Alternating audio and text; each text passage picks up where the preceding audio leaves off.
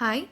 So ನಾವು last ಕ್ಲಾಸಲ್ಲಿ ಎಕನಾಮಿಕ್ಸಿನ first chapter introductory to microeconomics ಚಾಪ್ಟರಲ್ಲಿ 1 ಮಾರ್ಕ್ಸಿನ ಕ್ವಶನ್ಸ್ ಎಲ್ಲದನ್ನು ಕವರ್ ಮಾಡಿದ್ವಿ. MCQs ಆಗಿರ್ಬೋದು, fill in the blanks, match ups, ಹಾಗೆ 1 ವರ್ಡ್ ಕ್ವಶನ್ ಆನ್ಸರ್ಸ್ನ ನಾವು ಕವರ್ ಮಾಡಿದ್ವಿ. ಸೊ ಇವತ್ತಿನ ಕ್ಲಾಸಲ್ಲಿ ನಾವು 2 ಮಾರ್ಕ್ಸಿನ ಕ್ವಶನ್ ಆ್ಯಂಡ್ ಆನ್ಸರ್ಸ್ನ ನೋಡ್ತಾ ಹೋಗೋಣ. ಸೊ ಫಸ್ಟ್ ಕ್ವಶನ್ ನೋಡಿ, mention the central problems of an economy. ಎಕನಾಮಿಯ ಸೆಂಟ್ರಲ್ ಪ್ರಾಬ್ಲಮ್ಸ್ ಯಾವುದು ಅನ್ನೋದನ್ನು ಮೆನ್ಷನ್ ಮಾಡಿ ಅಂತ ಕೇಳಿದ್ದಾರೆ. ಸೊ ತುಂಬ ಸಿಂಪಲ್ ಕಾನ್ಸೆಪ್ಟ್ ಇದು. ಏನನ್ನು ಪ್ರೊಡ್ಯೂಸ್ ಮಾಡಬೇಕು ಮತ್ತು ಯಾವ ಕ್ವಾಂಟಿಟಿಯಲ್ಲಿ ಪ್ರೊಡ್ಯೂಸ್ ಮಾಡಬೇಕು, what to produce and in what quantities, ಆಮೇಲೆ ಹೇಗೆ ಪ್ರೊಡ್ಯೂಸ್ ಮಾಡಬೇಕು, ಹೌ ಟು ಪ್ರೊಡ್ಯೂಸ್, ಆ್ಯಂಡ್ ಇನ್ನೊಂದು ಪ್ರಾಬ್ಲಮ್ ಏನು ಅಂತ ಅಂದರೆ central problem for whom to produce, ಯಾರಿಗೋಸ್ಕರ ಪ್ರೊಡ್ಯೂಸ್ ಮಾಡಬೇಕು, what to produce and in what quantities, how to produce and for whom to produce. So these are the central problems of an economy. ಎಕನಾಮಿಯ central problems ಇದಾಗಿರುತ್ತೆ.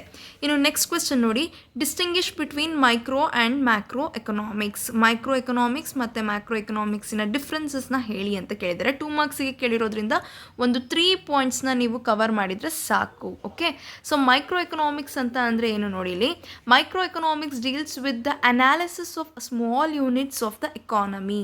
ಎಕನಾಮಿಯ small ಯೂನಿಟ್ಸ್ನ analyse ಮಾಡುತ್ತೆ microeconomics. ಇನ್ನು macroeconomics ಬಂದ್ಬಿಟ್ಟು, macroeconomics is concerned with overall performance of the economy. ಎಕಾನಮಿಯ overall ಪರ್ಫಾರ್ಮೆನ್ಸ್ನ deal ಮಾಡುತ್ತೆ macroeconomics. Okay, ಇನ್ನು ನೆಕ್ಸ್ಟ್ ಪಾಯಿಂಟ್ ನೋಡಿ, ಮೈಕ್ರೋ ಎಕನಾಮಿಕ್ಸಲ್ಲಿ microeconomics is also known as a price theory. ಮೈಕ್ರೋ ಎಕನಾಮಿಕ್ಸ್ನ ನಾವು ಪ್ರೈಸ್ ಥಿಯರಿ ಅಂತಲೂ ಕರಿಬೋದು. ಮ್ಯಾಕ್ರೋ ಎಕನಾಮಿಕ್ಸ್ ಕಡೆ ಬಂದಾಗ macroeconomics is also known as the theory of income and employment. Theory of income and employment ಅಂತಲೂ ಮ್ಯಾಕ್ರೋ ಎಕನಾಮಿಕ್ಸಿಗೆ ಕರಿಬೋದು. ಇನ್ನು ಮೈಕ್ರೋ ಎಕನಾಮಿಕ್ಸಲ್ಲಿ ಥರ್ಡ್ ಪಾಯಿಂಟ್ ನೋಡಿ, it studies the partial equilibrium in the economy. ಎಕನಾಮಿಯಲ್ಲಿ ಪಾರ್ಷಿಯಲ್ ಈಕ್ವಿಲಿಬ್ರಿಯಮ್ನ ಇದು ಸ್ಟಡಿ ಮಾಡುತ್ತೆ.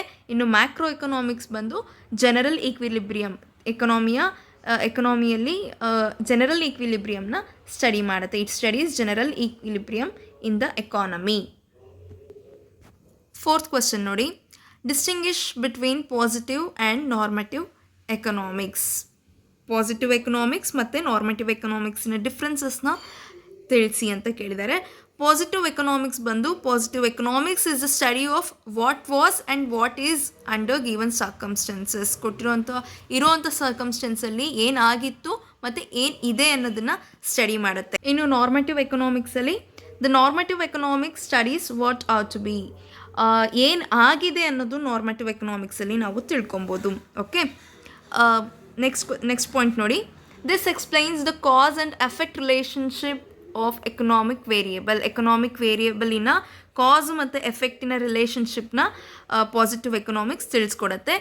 ಇನ್ನು ನಾರ್ಮಟಿವ್ ಎಕನಾಮಿಕ್ಸ್ ಬಂದುಬಿಟ್ಟು it provides values judgment. Normative economics provides value ಜಡ್ಜ್ಮೆಂಟ್ಸ್ನ ಪ್ರೊವೈಡ್ ಮಾಡುತ್ತೆ ನಾರ್ಮಟಿವ್ ಎಕನಾಮಿಕ್ಸ್. ಓಕೆನಾ.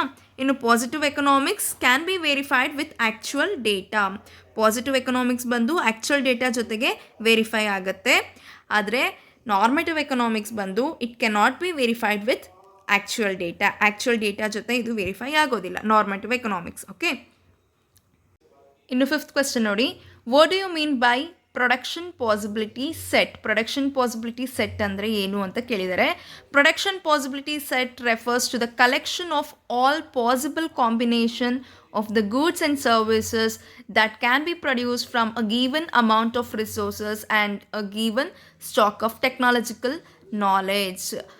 Given amount of resources and technological knowledge ಅಂದರೆ ಇರುವಂತಹ ರಿಸೋರ್ಸಸ್ನ ಮತ್ತು ಟೆಕ್ನಾಲಜಿಕಲ್ ನಾಲೆಡ್ಜ್ನ ಬಳಸ್ಕೊಂಡು ಯೂಸ್ ಮಾಡಿಕೊಂಡು ಎಲ್ಲ ಗೂಡ್ಸ್ ಆ್ಯಂಡ್ ಸರ್ವಿಸಸ್ನ ಪ್ರೊಡ್ಯೂಸ್ ಮಾಡುವಂತಹ possible combination production possibility set ಅಂತ ಅಂದರೆ.